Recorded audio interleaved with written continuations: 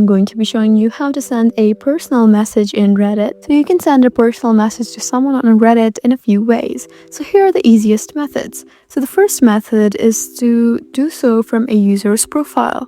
So what you need to do is tap the username of the profile or the person profile page. Just find that person you're trying to send a personal message to, and then once you're there in your profile picture, you should have the option of chat or message, and you just need to send them a private message, and that's how you do it. Make sure you're on your chat right here. Just look at the bottom, you have chat, and you can text them through here. Just tap on this button and search for a username, and that's how you do it.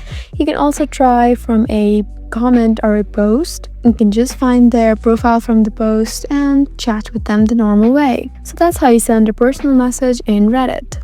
I hope this video was helpful for you. Please leave us a like and drop us a comment down below, and we'll see you again in our next video.